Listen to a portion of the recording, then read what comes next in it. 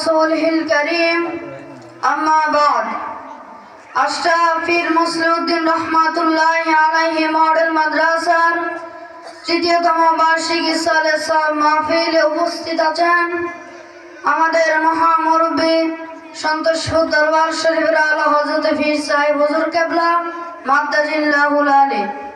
আরো উপস্থিত আছেন সম্মানিত শ্রোতাগণ, সকলকে জানাই আন্তরিক মোবারকবাদ। আসসালামু আলাইকুম ওয়া রাহমাতুল্লাহি ওয়া বারাকাতুহু। ওয়া আলাইকুম আসসালাম ওয়া রাহমাতুল্লাহি ওয়া বারাকাতুহু। প্রিয় সুধী, আমি আপনাদের সম্মুখে দাঁড়িয়েছি নামাজ সম্পর্কে দু একটি কথা বলে বিদায় নিব। ওয়া মা তাওফীকি ইল্লা বিল্লাহ। প্রিয় সুধী, মহান আল্লাহ তাআলা পবিত্র কোরআনুল কারীমে ইরশাদ করেন, আকিমুস সালাতা ওয়া আতুজ যাকাত, অর্থাৎ তোমরা নামাজ কায়েম করো এবং যাকাত প্রদান করো।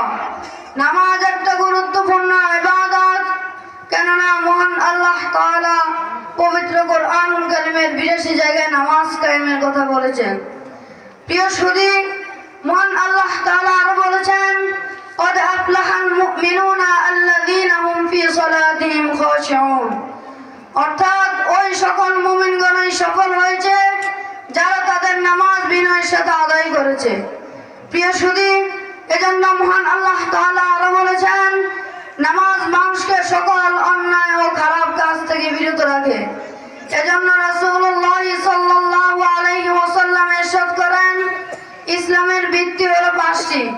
প্রথমটি হলো আল্লাহ ছাড়া কোনো মাবুদ নাই, মুহাম্মদ সাল্লাল্লাহু আলাইহি ওয়াসাল্লাম আল্লাহর রাসূল। দ্বিতীয়টি হলো নামাজ। তাই নামাজ একটা অত্যন্ত গুরুত্বপূর্ণ ইবাদত, কেননা মহান আল্লাহ তাআলা নামাজ তার বান্দার প্রতি নিত্যদিন ফরজ করেছেন।